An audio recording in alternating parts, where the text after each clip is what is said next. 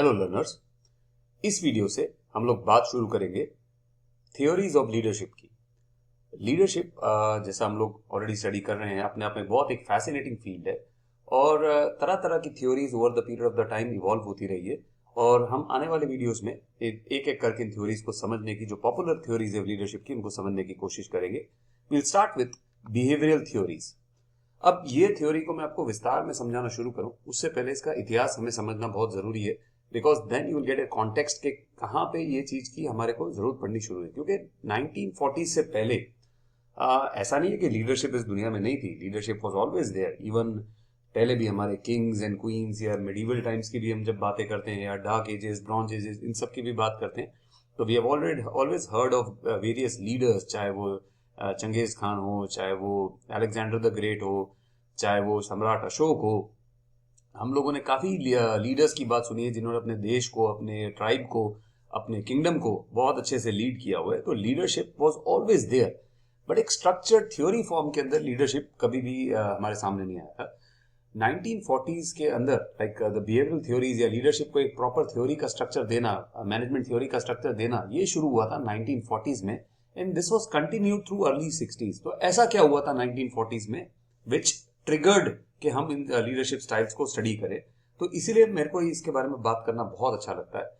दो लीडर्स थे 1940s के अंदर। क्या हुआ था पूरे वर्ल्ड के अंदर आप लोग जानते हैं, the world war, it started in 1939 I believe, and it went up till 1945, the second world war. तो अब उसके अंदर आप जानते हैं कि दो शख्सियत जो सबके सामने निकल के आई थी, एक्सिस और एलाइज, ये दो पावर्स थी। तो एक को लीड कर रहा था एक ऐसा लीडर, जब लीडर की पर्सनैलिटी ट्रेट्स की बात करते हैं, कैरेक्टरिस्टिक्स की बात करते हैं, तो एक ऐसा लीडर था जो वेजिटेरियन था, जो बिल्कुल भी अल्कोहल नहीं पीता था, जो बहुत ही अच्छा फैमिली मैन था, जो लॉयल था। एंड ये लीडर था एक साइड पे, और दूसरी साइड पे एक ऐसा लीडर था जो बहुत मूडी था, डिप्रेस रहता था, अल्कोहलिज्म से सफर कर रहा था, एंड वो बहुत प्रिडिक्टेबल नहीं था। तो अब आपको पता है मैं किन दोनों लीडर्स की बात कर रहा हूं? नाउ मैं बात कर रहा हूं एडोल्फ हिटलर और विंस्टन चर्चिल की। नाउ हिटलर, आपको जैसे लग रहा होगा जब मैंने पहले वाले ट्रेट डिस्क्राइब किए, vegetarianism, no alcohol, family man, तो आपको लग रहा होगा कि बहुत अच्छा होगा। बट हिटलर, नो डाउट ही हैड दीज पर्सनालिटी ट्रेट्स, वो उसके कैरेक्टरिस्टिक्स थे, बट उसका बिहेवियर हम सब जानते हैं कि कितना डेवास्टेटिंग था।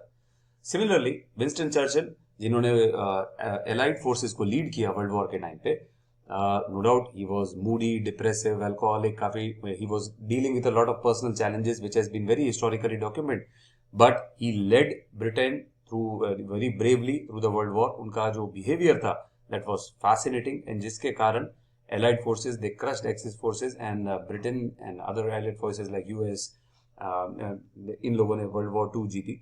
तो ये जो चीज लोगों को समझ में नहीं है, लोगों ने बोला कि भाई हम लीडर के पर्सनालिटी ट्रेट्स पे फोकस करें या लीडर के बिहेवियर पे फोकस करें। तो इसलिए 1940s के अंदर ये डिस्कशन शुरू हुआ, whereby the emphasis it moved away from the traits of the leader, के लीडर के क्या पर्सनालिटी ट्रेट्स है, उसकी जगह पे वी नीड टू स्टडी के लीडर बिहेव कैसे करता है। आप अपने बारे में क्या बोलते हो या क्या प्रोजेक्ट करते हो, उसकी जगह पे आप कैसे बिहेव करते हो। जैसे कि कहावत भी है, action speak louder than words.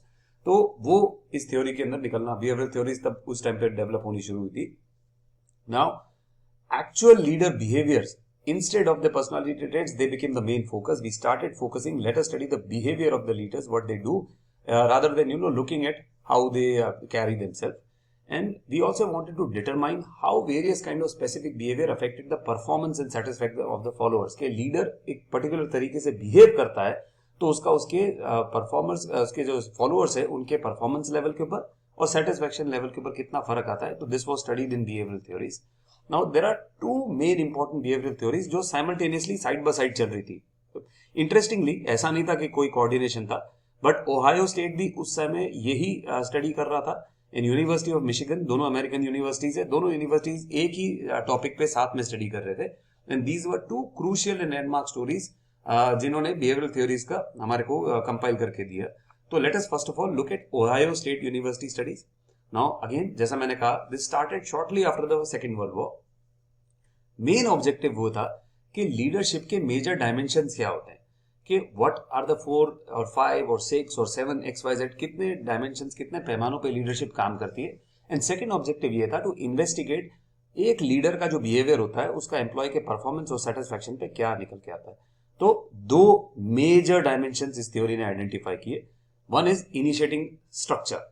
अब इसका मतलब क्या होता है? Initiating structure it means that leader behaviour that defines and organises the group task, assigns and task to employees and supervises their activities. मतलब कि एज अ लीडर आप सबसे पहले टास्क के ऊपर कितना फोकस कर रहे हो, आप कितना क्लियरली अपने काम को डिफाइन कर रहे हो, ऑर्गेनाइज कर रहे हो, लोगों को असाइन कर रहे हो। मतलब आप कितना आजकल की भाषा में, जेनजी की भाषा में बोलो तो आप कितना माइक्रो मैनेज कर रहे हो चीजों को, आप कितना ज्यादा ऑर्गेनाइज कर रहे हो चीजों को, आप कितना हैंड होल्डिंग कर रहे हो। तो that is the initiating structure. Second dimension जो लेके आया that is the consideration. That is the leader behaviour that can be characterized by friendliness, respect, supportiveness, openness, trust and concern for the welfare of the employees. मतलब simple भाषा में बोलूं तो आपको अपने एम्प्लॉइज की कितनी केयर है, आप उनके साथ कितने अच्छे रिलेशन, अब तो फ्रेंडली रिलेशन रखना चाहते हो, कितना उन्हें प्यार करते हो, उनका ध्यान रखते हो, उन पर कितना भरोसा करते हो, that is consideration. Quickly revise करते हैं। दो डायमेंशंस की हमने बात की कि आप अपने काम पे कितने फोकस हो। कुछ लोग बोलते हैं भाई मेरे को तो मेरे काम पे फोकस है, मुझे फर्क नहीं पड़ता लोग मेरे बारे में क्या सोचे। तो आप अपने काम पे कितने फोकस्ड हो, that is your initiating structure. And secondly आप अपने एम्प्लॉयज के बारे में कितना चिंता करते हो, तो that focus on your consideration. कुछ लोग ऐसे होते हैं कि भाई काम तो होता रहेगा, लोग हंसी खुशी रहने चाहिए, वो मेरे लिए ज्यादा इंपॉर्टेंट, तो दैट इज कंसिडरेशन। ये दो एक्सट्रीम्स की मैंने बात की, उसको आगे चल के मैं एक मेट्रिक के थ्रू समझाऊंगा, but this is just to give you clear idea. Now इस स्टडी ने क्या फाइंड आउट किया कि कंसिडरेशन मतलब कि आप अपने एम्प्लॉय को कितना प्यार से रखते हो, उनके साथ कितने फ्रेंडली हो, कितना उन पे भरोसा करते हो, this was positively related to low absenteeism. मतलब जब एक लीडर अपने फॉलोअर्स का ध्यान रखता है तो फॉलोअर्स एब्सेंट कम रहते हैं, उनकी ग्रीवेंसेज मतलब शिकायत कम करते हैं। बट इट वॉज नेगेटिवली और न्यूट्रली रिलेटेड टू परफॉर्मेंस की, मतलब परफॉर्मेंस थोड़ी सी डिप हो जाती है कि नॉर्मली जितना अच्छे से परफॉर्म हो सकता है लोग थोड़ा सा कैजुअल हो जाते हैं, रिलैक्स हो जाते हैं, लीडर के हो या काम को इतना ज्यादा सीरियसली नहीं लेते, तो कभी कभी परफॉर्मेंस डिप करती है। वहीं पे ये स्टडी ने ये फाइंड आउट किया कि अगर इनिशिएटिंग स्ट्रक्चर मतलब कि हम अपने काम पे ज्यादा फोकस अगर हमारा ज्यादा है तो it was positively related to the employee performance. मतलब एम्प्लॉय की परफॉर्मेंस, आपका काम बहुत बढ़िया हो रहा है, but it was also associated with negative consequences such as absenteeism. लोग एब्सेंट होना शुरू कर देते हैं, या एक्सट्रीम केसेस में आपकी टीम छोड़ के चले जाते हैं, जॉब छोड़ के चले जाते हैं, ऑर्गेनाइजेशन छोड़ के चले जाते हैं कि भाई यहाँ पे काम तो अच्छा है पर हमारा जो लीडर है बहुत स्ट्रिक्ट है, बॉस सेठ जो है बहुत डांटता है, हमारे को बहुत कड़क तरीके से रखता है, यहाँ पे तो मिलिट्री राज चलता है। ऐसी भी बातें मैंने सुनी हुई है कई कंपनियों में।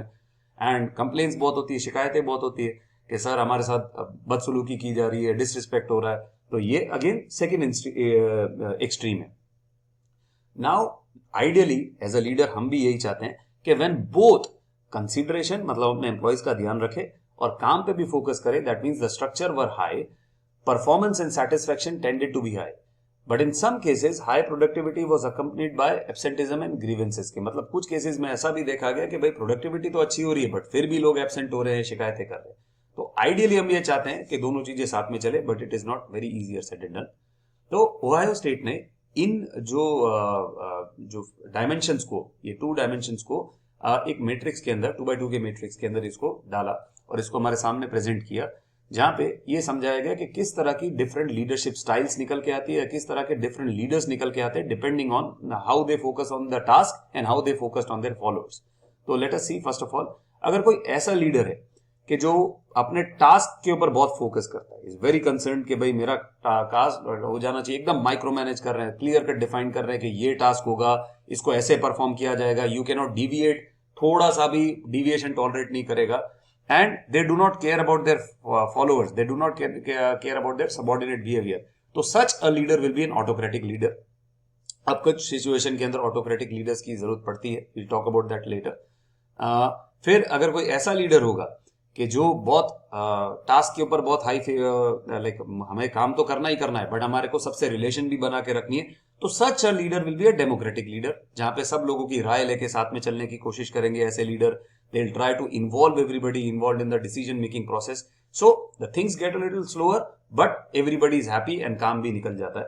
फिर if there is such a leader, अगर there is such a leader in the organization who is focused mainly कि भाई हमारे एम्प्लॉयज के रिश्ते अच्छे रहे, everybody is happy and everybody should be nice, and they are not very much adamant about the work कि भाई ठीक है आप सब अपना अपना काम कर लो, सब लोग खुश रहो, I just want everyone to be happy, but like the focus on the task is little low.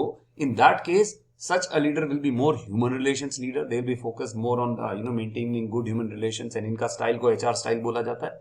And lastly, अगर कोई ऐसा लीडर है जिसको ना काम की पड़ी है ना लोगों की पड़ी है, बस भाई मुझे लीडरशिप मिल गई है गलती से, तो ये लेजे फेयर का मतलब होता है जिसको जैसे करना है करो, free style, free rein. Such a leader is not bothered how people are performing, and he or she leaves the followers to their own use. तो ये भी खतरनाक है. हमारे लिए दोनों एक्सट्रीम्स नहीं होने चाहिए. We should not be going towards the laissez-faire style और द ऑटोक्रेटिक स्टाइल. तो ओहायो स्टेट यूनिवर्सिटी स्टडीज ने ये रेकमेंड किया that we should try to achieve democratic leadership style, but it is easier said than done. हम दोनों जने like मैं और मेरा लर्नर ये दोनों जने ये बात जानते हैं कि रियल वर्ल्ड के अंदर चीजें इतनी आसान नहीं होती. उसी समय जैसे मैंने कहा कि parallelly coincidentally university of Michigan में भी यही स्टडीज चल रही थी. अब जो बात वहां पे ओहायो ने जो बात बोली कि भाई इनिशिएटिंग स्ट्रक्चर बिहेवियर और कंसिडरेशन बिहेवियर, खाली लेबल्स चेंज किए, एट द सेम टाइम इन्होंने जो लीडरशिप डायमेंशंस थे उसका नाम दिया प्रोडक्शन सेंटर्ड और एम्प्लॉय सेंटर्ड. देखिए बात वही है, एग्जैक्टली वही बात हो रही है. Now they said the production centred leaders, they said rigid work standards के काम ऐसे ही होगा. वे काम को माइक्रो मैनेज करते हैं, they organise the task down to the last detail, and they prescribe the work methods के काम ऐसे ही होना चाहिए, that has to be followed and closely supervised by subordinates performance. तो वो ही इनिशिएटिंग स्ट्रक्चर वाली बात हो रही है. फर्क ये था ओहायो के अंदर उन्होंने उसको इनिशिएटिंग स्ट्रक्चर बोला, मिशिगन के अंदर उसको प्रोडक्शन सेंटर्ड बोला, तो कंफ्यूज मत होइएगा. तो ओहायो के अंदर जो बात बोली गई थी, एम्प्लॉय अपना जो क्या बोलते हैं रिलेशन सेंटर, एम्प्लॉय जो कंसीडरेशन जो बात वहां पे बोली गई थी उसको यहां पे बोला गया एम्प्लॉय सेंटर्ड. थोड़ा सा सिंपल तरीके से लिखा गया कि leader encourage employee participation in goal setting. आप गोल सेटिंग एक्सरसाइज के अंदर पहले से एम्प्लॉय को साथ में लेते हैं. डेमोक्रेटिक प्रोसेस की बात हो रही है यहाँ पे. And other work related decisions आप एम्प्लॉय को साथ में लेके चलने की कोशिश करते हैं. And it helps to ensure high performance by inspiring respect and trust. जो एम्प्लॉयज है, जो लीडर्स है, वो अपने एम्प्लॉयज की रिस्पेक्ट जीतने की कोशिश करते हैं, उनका ट्रस्ट जीतने की कोशिश करते हैं, और एम्प्लॉयज खुशी खुशी अपना काम करते हैं. तो वही बात जो हमने वहां पे ओहायो स्टडीज में बोली, वही बात मिशिगन स्टडीज में बोली गई है. But the only difference is that कि वहां पे उसको हाई टास्क स्ट्रक्चर बोला गया, इसको यहाँ पे प्रोडक्शन सेंटर बोला गया, वहां कंसिडरेशन बोला गया, इसको एम्प्लॉय सेंटर बोला गया.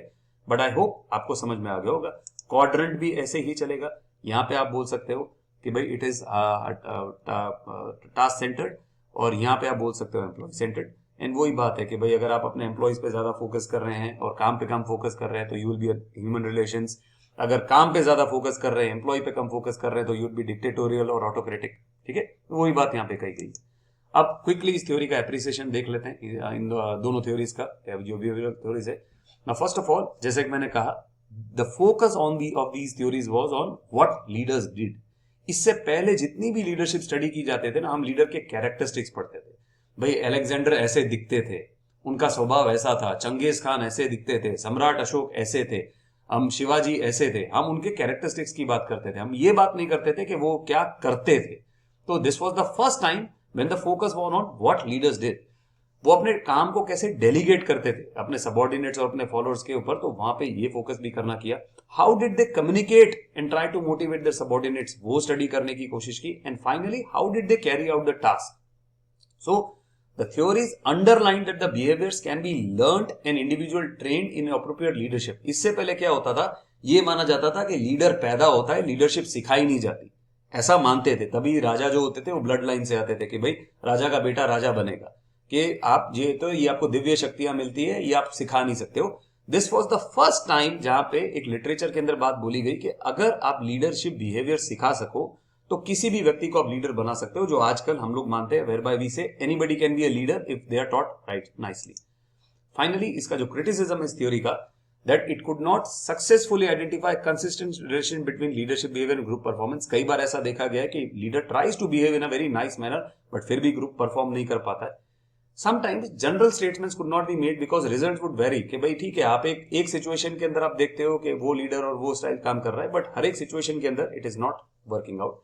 And consideration of the situational factors that influence success or failure was missing. अब एक हालात का भी कई बार सक्सेस और फेलियर के ऊपर बहुत बड़ा असर होता है, जो इस थ्योरी के अंदर नहीं देखने को मिला, जो हम फीडलर की थ्योरी में आगे देखेंगे। ठीक है, so this was all about the behavioural theories of leadership. These were the simplest theories जो ओहायो में और मिशिगन ने हमारे सामने रखी, पूरी दुनिया के सामने रखी। Also they were the first proper theories of leadership, जिसने लीडरशिप को बहुत अच्छे से हमें समझाया। आने वाले वीडियो में हम लोग बात करेंगे LMX theory, that is the leader member exchange theory, जहां पे हम ये समझने की कोशिश करेंगे कि ना सिर्फ लीडर की पर्सनालिटी ट्रेट्स, ना सिर्फ लीडर का बिहेवियर, बट लीडर के मेंबर्स के साथ ताल्लुकात किस तरह से उसके लीडरशिप स्टाइल को अफेक्ट करते हैं। तो that we will learn in the next video. Please click on the next video if you want to learn that. And if अगर अब तक मुझे सुन रहे हैं तो thank you so much for learning with the grumpy professor. It really means a lot to me because I do it for the love of teaching. दो तीन चीजें कर दीजिए, आपको पता ही है, सब्सक्राइब तो आपने करके रखा ही होगा, तभी आपको ये वीडियो मिल चुका है। Please hit the like button, it definitely helps with the engagement. And please drop a comment. कई आप में से कई जो मेरे खासकर टिम्स के स्टूडेंट्स हैं, मैं देखता हूं कि आप लोग लाइक बटन तो जरूर दबा देते हैं बट कमेंट्स नहीं करते हैं। तो just even drop an emoji या फिर कुछ भी एक रैंडम कमेंट छोड़ दीजिए। इवन अगर आपका कोई फीडबैक है, कोई क्रिटिसिज्म है तो वो भी दे दीजिए। It helps me with the engagement, or there is no other purpose, because I want this video to reach more and more people so that I can keep when I see these stats, I feel that I'm making an impact in some students life, so that motivates me to do more and more. So please hit that subscribe button, like button, and drop a comment if you can, and share it with your fellow classmates कि देख लो, इतने simple तरीके से भी कोई आदमी आपको theory समझा सकता है, और इतने सिंपल तरीके से भी आपको इतने डिफिकल्ट कॉन्सेप्ट समझा सकता है। So yep, thank you so much for learning with the grumpy professor. See you in the next video with the LMX theory.